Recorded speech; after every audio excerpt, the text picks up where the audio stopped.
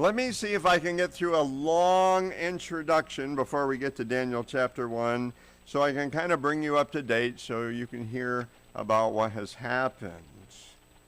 Now, we've been going through Israel's history, about 2,000 years in the Old Testament. All but 11 chapters in the Old Testament concern itself with Israel's history. God wants us to understand Israel, because if you understand Israel, you're going to get the past right. You're going to get the present right, because you're going to see that Israel is not the church and the church is not Israel, and you're going to get the future right, as we're going to start finding out next week when we get into Daniel chapter 2. The age of the time pre-monarchy, before Israel had kings, is over. We finished up the monarchy when Israel did have kings, kind of, last week, and this week we'll start the captivity, when Israel is expelled from the land. God has already expelled 10 of the tribes in 722 BC, and he is going to take Judah and Benjamin out of the land, and we're going to see how he does it this week. It's only for 70 years, folks. All right, a new chart of the kings of Judah and Israel, and remember, the chart on the right, the kings of the northern 10 tribes, that's been over with for a long time. They were expelled from the land in 722. Why? Because they behaved badly, and God warned them. You start behaving like the people that I threw out of the land so you could live here, then I'm going to throw you out of the land. And Israel was worse than Judah, so Judah took a lot longer for God to throw them out of the land. And last week we looked at king number 16. You see king number 16 up there? Josiah. Not only was Josiah a remarkably good king, but he was the last of the good kings of the southern kingdom, which is called Judah.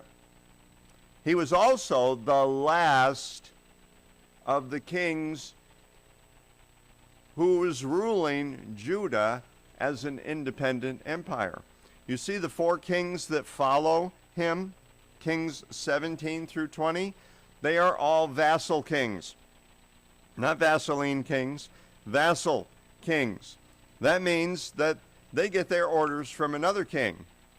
In the case of these 4 kings, it's either going to be the king or pharaoh of Egypt or King Nebuchadnezzar of Babylon. And they're going to pay him money because Judah is no longer an independent kingdom. So, first, before you understand that, you got to understand what has been going on. Now, over on the right side of your map, you notice the area of Babylonia. Babylonia, just like everything else you see on this map, with the exception of Judah, is part of the Assyrian Empire. During Josiah's reign, Ashurbanipal, who was the king of the Assyrian Empire, died 625 BC. But all the kings that followed him were worthless, and they couldn't hold it together. So it was in 625 BC, during Josiah's reign, that the Assyrian Empire began to decay and to disintegrate. And Judah never had any problems from the Assyrians while Josiah was king. Now, one of Ashurbanipal's buddies, he put in charge of Babylonia. His name is Nabopolassar. And Nabopolassar was not putting up with the inferior rule of Ashurbanipal's son. So he says, this is a great opportunity for Babylonia to be independent. And he drove the Assyrians out of the area. The Assyrians wouldn't leave him alone, so he kept having to drive north. And I don't know if you can see it up there. You see Assur? That's what the Assyrians are named from. Assur, Assyrian. That was the religious and cultural capital. And they came in and destroyed that. And then they moved up here to Nineveh, which is the political capital. Now, Nineveh should sound familiar because 150 years before, Jonah had been sent to Nineveh to warn them, you guys are mistreating my people Israel. And guess what they did? They repented. But their repentance was short-lived. So during Josiah's reign, God raised up another prophet called Nahum. Whom? Nahum. Anyway, he wrote a 3-chapter book saying, Nineveh, you're going down. And there's no sign of repentance. There's no sign of mercy in those 3 chapters. God says, Nineveh, you are going down, and guess who he uses to send them down? Nabopolassar and the Babylonian army. All right, from Nineveh, he heads west over here to Haran, and he takes that. Now, this guy down here in Egypt, living in Memphis, Tennessee, no, Memphis, Egypt, he gets word, because the Assyrians are his friends, that the Babylonian army is kind of taking over the empire. So he heads up north, and guess where he has to go through? He has to go through the land of God's people. And King Josiah says, no, you're not going to go up there and help those Assyrians. So he decides he's going to try to stop Pharaoh Necho. And Pharaoh Necho says, no, God has sent me through here, and you need to get out of the way or it's not going to work out well for you, and it did not. Josiah was killed, and the Judeans were defeated. And guess what? Judah is now under Egyptian rule. So, Necho, whoa, get back here. Sorry about that. You what? You feel better? All right. There we go. Here's our map. So, where is Pharaoh going? He says, I'm heading up here to Carchemish. And he goes up and he tries to recapture Haran, and he does not succeed.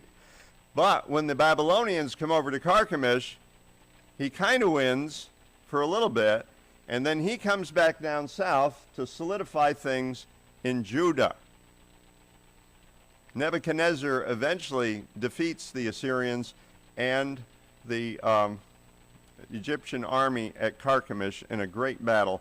But before that, the Pharaoh comes down, and he doesn't like that Jehoash is the leader of God's people in Judah now. And so what does he do? Pharaoh Necho put Jehoahaz in bonds at Riblah in the land of Hamath, that he might not reign in Jerusalem. He'd only been there 3 months. And laid upon the land a tribute of 100 talents of silver and talents of gold. And Pharaoh Necho made Eliakim, the son of Josiah, king in the place of Josiah his father, and changed his name to Jehoiakim. Jehoiakim was Jehoahaz's older brother. But Jehoahaz he took away, and he came to Egypt, and he died there. So, there's the chart again. King number 17 reigns for 3 months, and the Pharaoh says, you're not going to be king anymore, and he puts his brother in place, and Jehoahaz gets taken down to Egypt, and that's where he dies. So Jehoiakim gave the silver and the gold to Pharaoh, and I think he was glad to do it. I'll tell you why in a minute. But he taxed the land because he was a Democrat, and he gave the money according to the command of Pharaoh. He exacted the silver and gold of the people of the land from everybody according to his assessment to give it to Pharaoh Necho. Now, a little bit later, Nebuchadnezzar is coming down chasing the Egyptian army because he wants Egypt too. And in his days, Nebuchadnezzar from Babylon came up, and Jehoiakim became his servant for 3 years. So now, guess who Judah belongs to? The Babylonians have taken it away from the Egyptians. But then he turned and rebelled against him. Who's him? Nebuchadnezzar. He prefers to be under Egyptian bondage rather than Babylonian bondage. So, Nebuchadnezzar comes back. So up comes Nebuchadnezzar, king of Babylon, again, and this time he puts Jehoiakim in fetters to take him to Babylon, and he dies. Nebuchadnezzar also carried part of the vessels of the house of the Lord to Babylon, and put them in his palace in Babylon. That's a way of saying, my God's bigger than your God. So, who follows Jehoiakim? Jehoiakim's son, Jehoiakim. And he reigns only for 3 months because Nebuchadnezzar's army has surrounded Jerusalem and is besieging it. And when he comes to the city, Jehoiakim, the king of Judah, gave himself up to the king of Babylon, himself, his mom, his servants, and his princes, and his palace officials. The king of Babylon took him prisoner in the 8th year of his reign, not the 8th year of Jehoiakim's reign, but the 8th year of Nebuchadnezzar's reign, which brings it down to 597 BC. And he takes the treasures of the king's house, and he cut into pieces the vessels of gold in the temple of the Lord, which Solomon the king of Israel had made, as the Lord foretold. He carried away all Jerusalem and all the princes and all the mighty men, 10,000 captives, over to Babylon. Now the 10,000 captives consisted of people that are going to be useful to the Babylonian Empire. All the craftsmen and the smiths. People who were skilled plumbers and electricians. Well, maybe not electricians. The goldsmiths, the silversmiths, the blacksmiths, the whitesmiths. Well, if you got blacksmiths, you got to have whitesmiths, right? I don't know why I said that. And all the craftsmen and the smiths. Nobody remained except the poorest people of the land. And he carried away Jehoiakim to Egypt. Now, later in the book of Daniel, we're going to read about Jehoiakim, because he's going to be held prisoner there for 37 years, and one of Nebuchadnezzar's sons, Evil Merodach, don't name your children Evil Merodach, is going to release him from prison and let him be free. All right, now the last king, king number 20, is Zedekiah, and he reigns for 11 years, and he doesn't like Nebuchadnezzar. And the king of Babylon made Mattaniah, Jehoiakim's uncle, king in his place, and changed his name to Zedekiah. Zedekiah was 21 years old when he began to reign, and he reigned 11 years in Jerusalem. He did what was evil in the sight of the Lord God, and he did not humble himself before Jeremiah the prophet, who spoke from the mouth of the Lord. When was the last time you read the book of Jeremiah? Most of the book of Jeremiah is Jeremiah's encounter with the kings and the officials of Judah, while this is all going on, saying, guys, this is from the Lord. Do not resist the king of Babylon. He's coming over here. Just do whatever he asks you to do, and you will live. Do you know how this was interpreted? That he's a traitor. So they locked him up in prison for a while. On one occasion, they threw this old man Jeremiah down into a deep well that didn't really have any water, just a bunch of mud, and he's up to his armpits in mud with no food and no water. He gets rescued from that. But King Zedekiah refused to listen to the Lord's words through Jeremiah the prophet, and he also rebelled against King Nebuchadnezzar. So he's got 3 enemies that you don't want to be an enemy: God, Jeremiah, and Nebuchadnezzar. And Nebuchadnezzar has now had enough. Therefore God brought against them the king of the Chaldeans. Chaldeans are Babylonians, who slew their young men with the sword in the house of their sanctuary, and had no compassion on young man or virgin, old man or aged. He gave them all into his, that is Nebuchadnezzar's, hand. And all the vessels of the house of God, great and small, and the treasures of the house of the Lord, and the treasures of the king and his princes, all of these he brought to Babylon. And they burned the house of God. They burned the temple that Solomon had built, that took years to build. And they broke down the wall of Jerusalem, and they burned all its palaces with fire, and destroyed all its precious vessels. They took into exile in Babylon those who had escaped from the sword. So if you were still alive, they were going to take you from Jerusalem to Babylon. And they became servants to Nebuchadnezzar and his sons until the establishment of the kingdom of Persia. The Persians conquered the Babylonians to fulfill the word of the Lord by the mouth of Jeremiah, until the land had enjoyed its Sabbaths. All the days that it lay desolate, it kept Sabbath to fulfill 70 years. Now this calls for a little explanation. The people of God, Israel, had a weekly Sabbath. Every 7 days, they had a Sabbath, and they weren't even supposed to do any work. But there was also a Sabbath for the land. And that wasn't every 7 days, but that was every 7 years. You were to plant and harvest for 6 years. In the 7th year, you were supposed to just leave it alone. Give the land some rest to replenish itself. But for 490 years, God's people had refused out of greed and distrust of the Lord, because the Lord always in the 6th year provided enough for them to live all the way till the 8th year. But they did not trust the Lord, and they did not leave the field fallow so it could recover and replenish itself, but the land had no rest. So God says, this is how long you're going to be in Babylon. The land is going to enjoy the Sabbaths that you deprived it. And Jeremiah says this in chapter 25. This whole land shall become a ruin and a waste, and these nations shall serve the king of Babylon for 70 years. Then after 70 years are completed, I will punish the king of Babylon and that nation, and the land of the Chaldeans for their iniquity, says the Lord. Over in chapter 29, he mentions 70 years again. Thus says the Lord, when 70 years are completed for Babylon, I will visit you.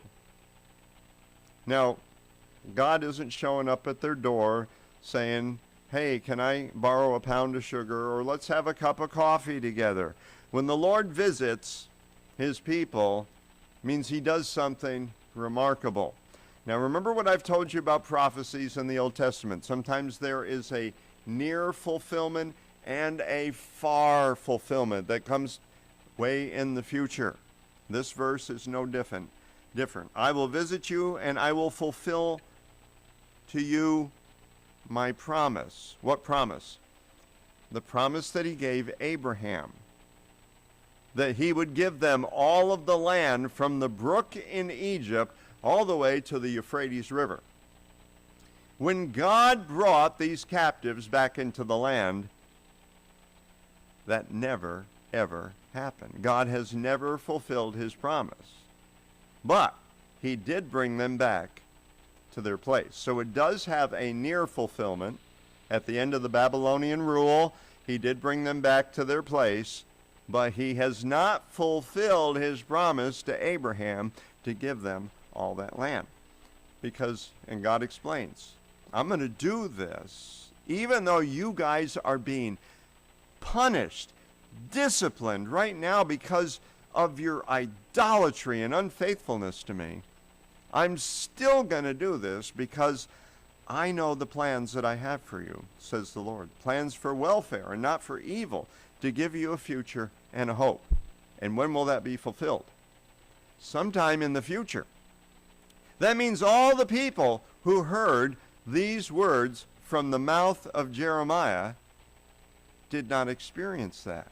And I see this verse on people's Facebook pages and on their bumper stickers as though this somehow applies to them. It does not. It applies to the plans that God has for the nation of Israel. But meanwhile, Israel is under God's indignation, and individuals, with very few exceptions, are going to die and never experience the goodness of God. More about that next week. Daniel refers to Jeremiah's prediction of 70 years. I, Daniel, perceived in the books the number of years which, according to the word of the Lord to Jeremiah the prophet, must pass, must take place before the end of the desolations of Jerusalem, namely 70 years. And the year is probably about 536 BC. And Daniel perceives, hey, We've been here for 70 years. It's time for the Lord to prepare us to bring us back to the land of Judah. All right.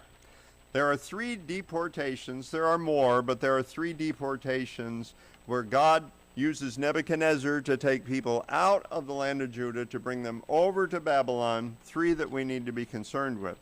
In 605 BC, Nebuchadnezzar comes and he takes the royal family and nobility, primarily teenagers. How many teenagers we got in this room? We have 4, don't we? And almost another one. 4 teenagers. Among them, Daniel, who wrote the book of, oh, you guys are incredible. Hananiah, Mishael, and Azariah, also known as Shadrach, Meshach, and Abednego. Teenagers of the royal family and nobility. A few years later, Nebuchadnezzar comes again. He's been very patient with these people. This time he takes the prophet Ezekiel and 10,000 skilled workers. Oh, and also King Jehoiakim. And in 586, this is the big one, and Nebuchadnezzar has had enough, and so has God. And this time, Nebuchadnezzar comes and destroys the city of Jerusalem and that temple, and all but the very poor are left in the land. Everybody else has been deported over to Babylon. This is what we refer to as the captivity. All right, in the 3rd year of the reign of Jehoiakim, this is 605 BC, the king of Judah, Nebuchadnezzar, king of Babylon, came to Jerusalem and he besieged it. That means he surrounded it and he's going to try to starve him to death. And the Lord gave Jehoiakim, king of Judah, into his hand. In other words, he defeated him and took some of the vessels of the house of God and he brought them to the land of Shinar. Shinar is an old name for the area of Babylonia. To the house of his God, and he placed the vessels in the treasury of his God. And then the king commanded Ashpenaz, his chief eunuch, to bring some of the people of Israel, both of the royal family and of the nobility. These are important people, probably people who already have some responsibilities in the kingdom and some education. Youths. This is a word that is used of teenage boys, without blemish. He wants people that don't have obvious moles and birthmarks and a hair lip and scars and scabies or whatever else. Youths without blemish, handsome. Why does he want handsome people? Because the chances are that you are going to listen to somebody who is better looking. I'm sorry that it's like this, but you've got 2 people that apply for a job, and they are equally qualified, and one is better looking than the other. It's just a matter of statistics that people are going to warm up to the better looking person. And Nebuchadnezzar has plans for these guys. Now, whether that's the right thing to do when hiring somebody or not, that's none of my business. Nebuchadnezzar knows that good-looking people produce results, and he wants to use these boys in his kingdom for his benefit. So he wants them handsome and skillful in all wisdom and endowed with knowledge, not people that have PhDs and don't even know enough to eat lunch or go to the bathroom when they need to. Understanding, learning, and competent to serve in the king's palace. These guys are being groomed to be important for important positions in Babylonia's empire and to teach them the letters and language of the Chaldeans. Now, we're not talking about letters A, B, C, or whatever the Chaldeans use in their language. That's not what it means. It means the literature. Nebuchadnezzar wants these boys to be familiar with the history and the culture of the Babylonian people. He wants to brainwash them, make Babylonians out of them. The king assigned them a daily portion of the rich food which the king ate and of the wine which he drank. Can you imagine that? You have been captured. You have been kidnapped and removed hundreds of miles from home. And now you are being fed the very food that the king eats. It's no longer Cocoa Puffs for breakfast. You're going to get eggs Benedict with an entire lobster in there, the very best of coffees, pastries. For dinner, you're probably going to have bacon-wrapped scallops or stuffed pork chops or steak and lobster. Whatever the king eats, you're going to be eating the same thing. You see what Nebuchadnezzar's doing? Hey man, did you guys have it this good over there in Judah? I bet you never ate food like this. I bet you didn't even dream that these tastes existed. They were to be educated for 3 years. They're going to get a PhD in Babylonian culture. And at the end of that time, they have to stand before the king. And the king will interrogate them to find out how much learning they have. And he's going to present hypothetical problems. How would you handle this? He's going to see if this education has paid off. And among these captives were Daniel, Hananiah, Mishael, and Azariah of the tribe of Judah. And the chief of the eunuchs gave them Babylonian names. Daniel he called Belteshazzar. We're going to see that a little bit later. Hananiah he called Shadrach. Mishael he called Meshach. And Azariah he called Abednego. But Daniel resolved that he would not defile. That's a strong word, folks. He would not defile himself with the king's rich food or with the wine that he drank. Wow. Well, what's so defiling about eating good food? Does God want you to live on beans and weenies? You know, I mean, is it bad if you've got a really well-prepared dinner of good food? Well, there are two problems with this food.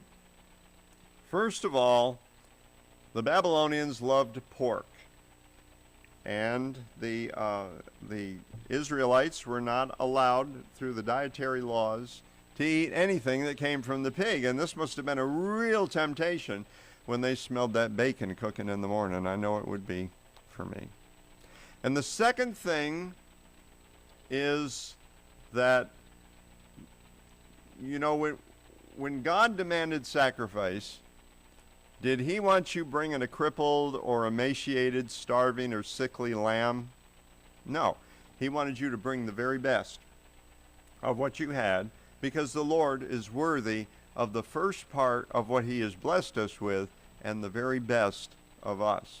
Well, it was no different when you worshiped Babylonian gods. They brought the best of the best to be sacrificed to Babylonian gods, and this is where the meat came from. And Daniel has resolved, I'm not going to defile myself with something that does not meet our dietary laws or that has been sacrificed to idols so as to honor Babylonian gods. So he just gets all up on himself and he says, I ain't doing it, right? No. He asks. He asked the chief of the eunuchs to allow him not to defile himself. That means he had to explain to him why this was a problem for him as a Jew. And God gave Daniel favor and compassion in the sight of the chief of the eunuchs. And the chief of the eunuchs said to Daniel, I fear lest my lord the king, who appointed your food and drink, should see that you are in poorer condition than the youths who are of your own age, and so you would endanger my head with the king. In other words, he would put me to death if he just kind of passes through one day and we're having class and he sees you're just kind of, your eyes are sunk back in your forehead and you got wrinkles because you've lost weight, and man, is that guy sick? No, king, he just doesn't want to eat your food. Well, I'll just have to take your head off then. But Daniel said, here, I've got a solution. Just for 10 days. Test your servants for 10 days. Let us be given vegetables to eat. Now, this is not carrots and turnips and potatoes and things like this. This word really means legumes.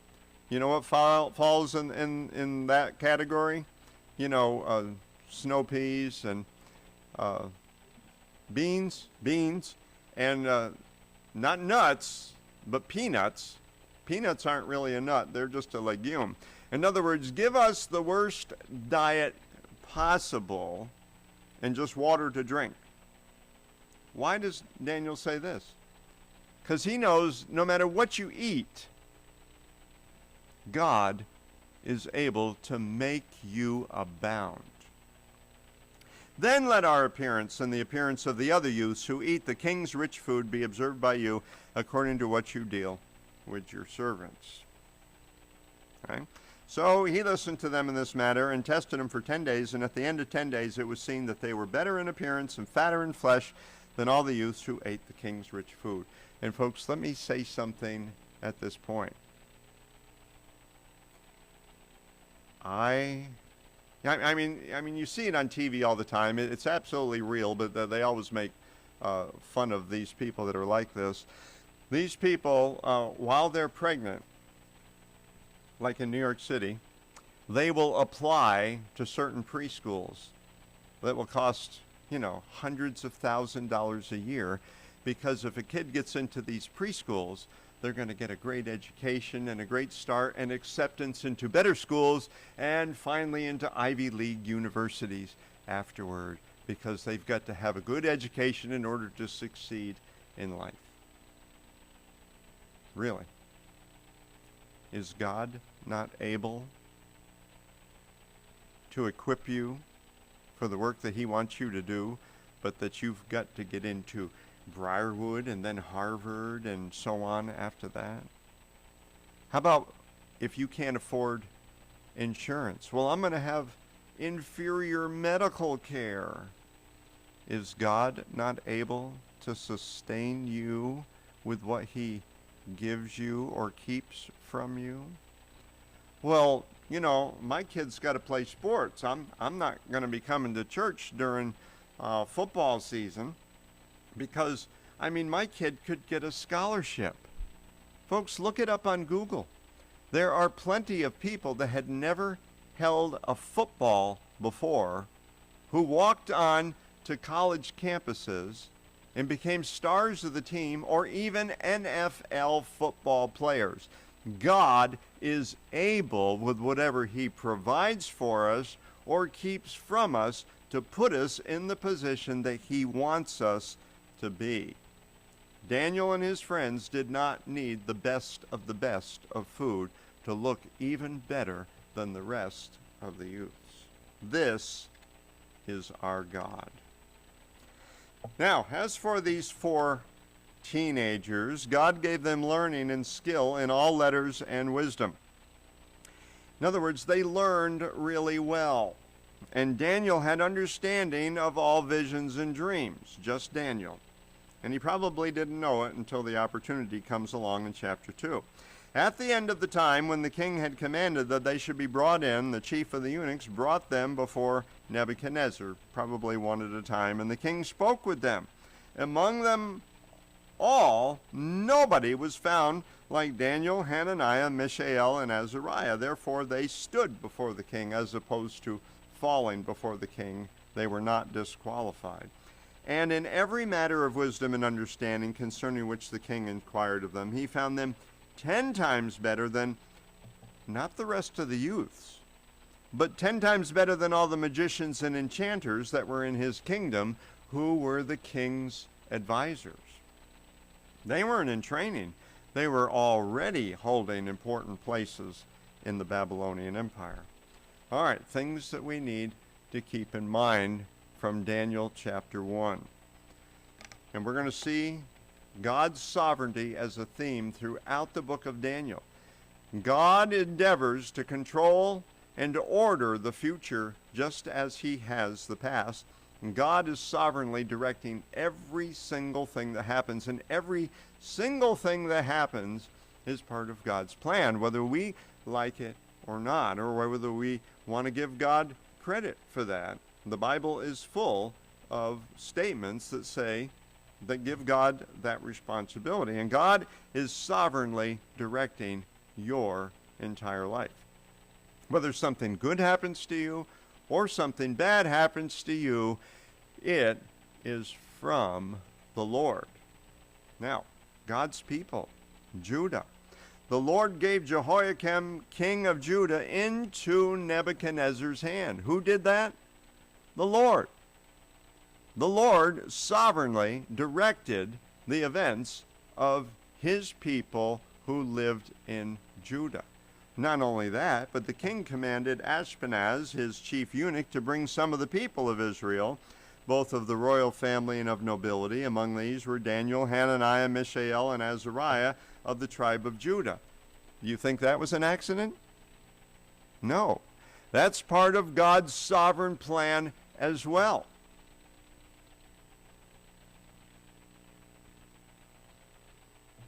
Not everything bad that happens to us is the result of our sin. Do you think that I got COVID, or that Nancy and the Bowlings have COVID because they were sinful? Not everything bad that happens to us is the result of our sin. Do you think that those teenagers that were taken over there are heroes in the story? Were just renegade, wild teenagers that God was trying to punish? Oh no, I don't think that they would have made the decision not to defile themselves. I think their hearts were after the Lord God. So not everything bad that happens to us is the result of our sin. And bad experiences are not an excuse for bad behavior. Now, these kids were taken away from their moms. They might even have seen their parents put to death by Nebuchadnezzar's army. They are taken to a land where they do not speak the language, they do not know the culture. And they're being placed in all kinds of unfamiliar situations, and they are probably hurting very badly. How do they respond? Daniel resolved that he would not defile himself. He would not be unfaithful to the ways of God.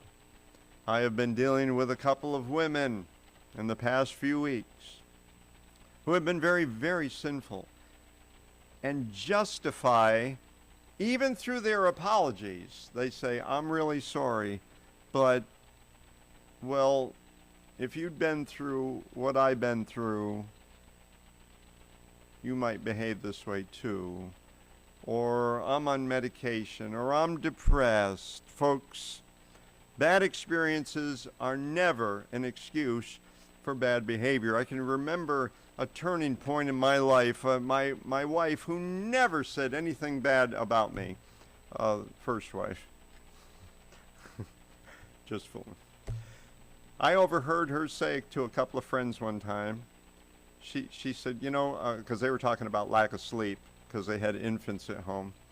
Yeah, Jim is a lot easier to get along with when he's had a good night's sleep.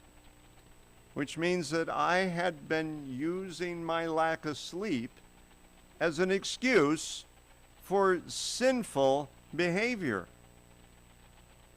And I'm glad I overheard that, because I resolved that whether I had a good night's sleep or not, that was not an excuse for bad behavior.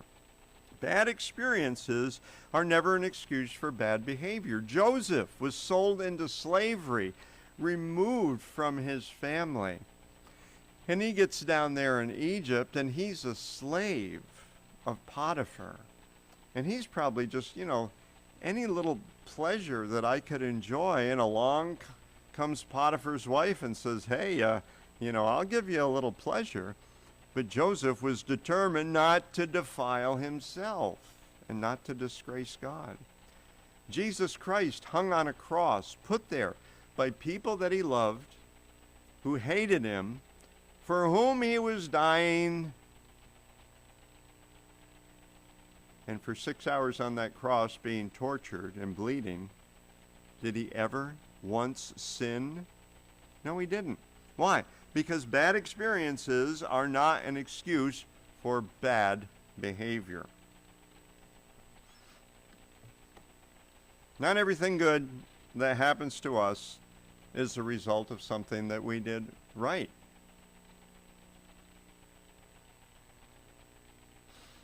A friend of mine had a dream the other night, and he told me about it. He said, I dreamed that I had died, and I went up there, and St. Peter said, I'm going to give you a tour. He says, I was walking along, and Sean was walking toward me, and on his arm, just holding on real tight with a big smile on her face, was this toothless woman with warts all over her face, and just the ugliest person I've ever seen. And it was kind of awkward for me. I said, Sean, how you doing? I said, well, I'm doing all right. And then St. Peter and I just walked along, and I didn't say anything. And then Jesse was coming along, and on his arm is this woman who's 5 feet wide, and she's bald, and she is just as ugly as can be. And I said, Jess, how you doing? And we talked for a minute, and then St. Peter and I went on a little bit, and he said, I just kept my mouth shut. And then along comes Randy. And on Randy's arm is this tall, gorgeous redhead who could be a model anywhere. And I said, hey, Randy, how you doing? And he says, now I'm upset. And as soon as we got out of earshot, I said to Peter, I said, this is not fair. I mean, Sean and Jesse have strived all their lives to be good and everything, and they're walking around for eternity with, just ugly women. And Randy, you know what kind of person Randy is, and he's got this model. He says, did you ever think that, maybe Randy is her punishment?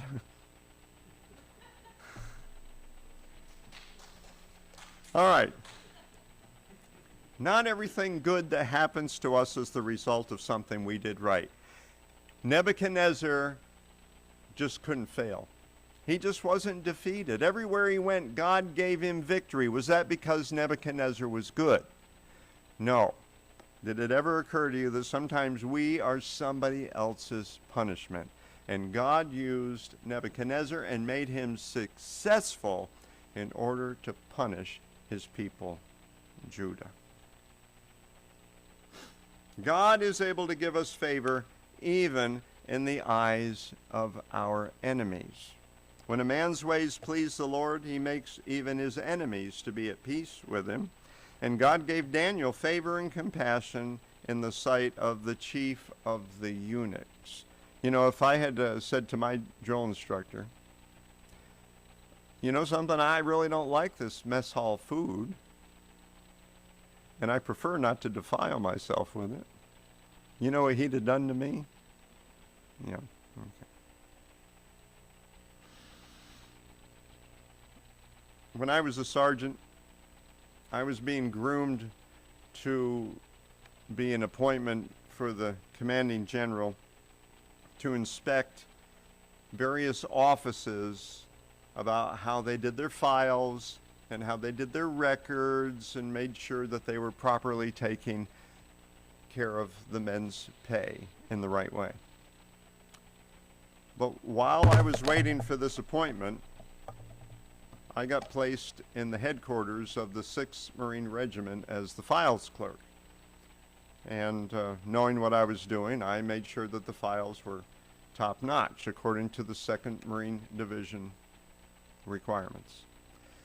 Well, about a month into it, a new adjutant was appointed, and he was a warrant officer.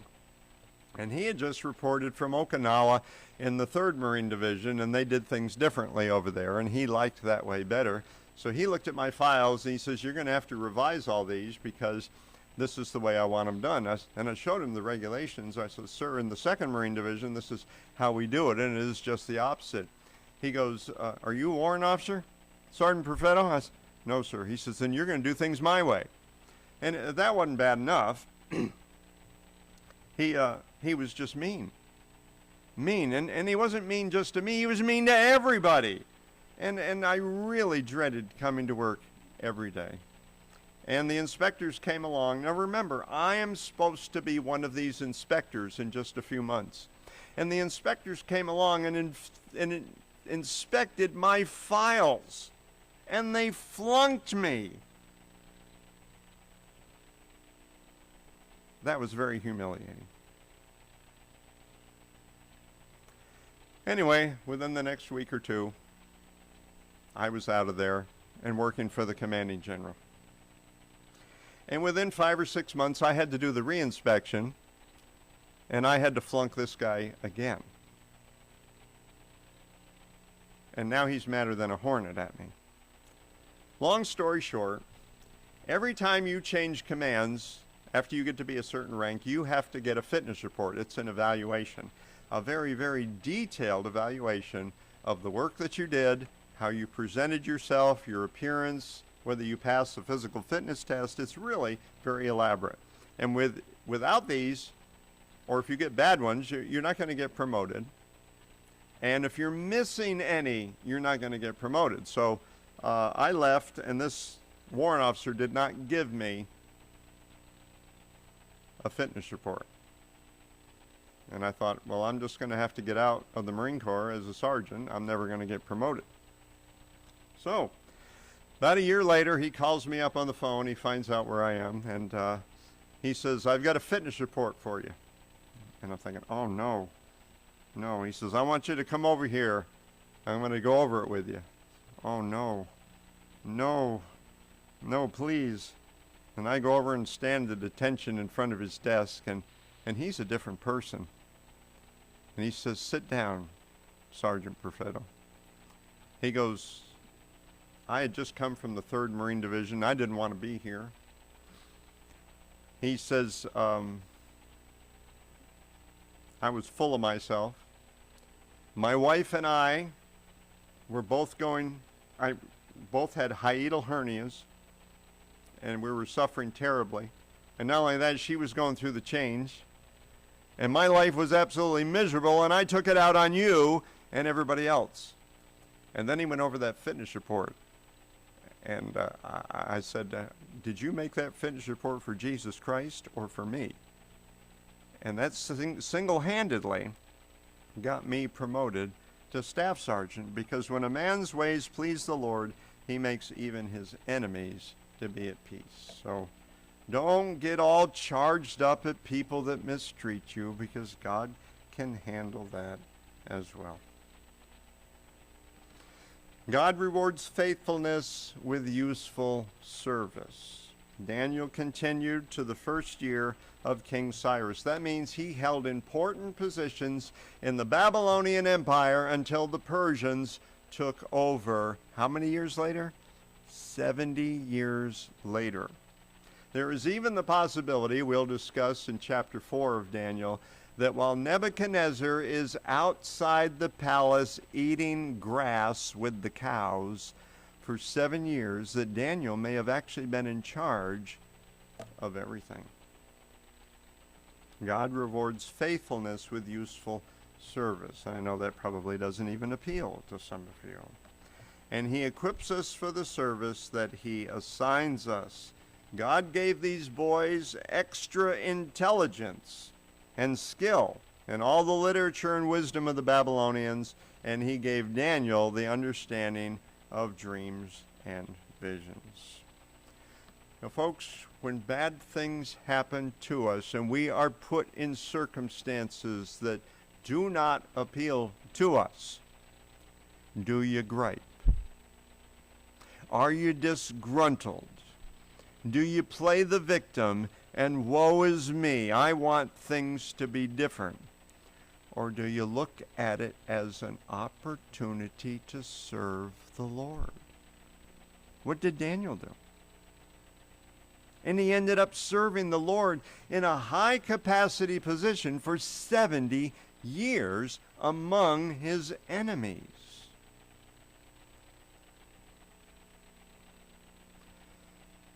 When I married for the first time, for about a 1-year period as newlyweds, my wife suffered from ovarian cysts. The pain was unbelievable. The bleeding was unbelievable. The hormone effect was unbelievable. Sometimes we'd go to bed at night, she'd put her head on my chest, and she would cry for 4 or 5 hours. What's wrong? She didn't even know. She just cried. And the Naval Hospital wouldn't do anything about it but give her birth control pills, which made it worse. During this time, while I was working for the general, orders came down for me to go join an infantry unit that was about to go out on a cruise.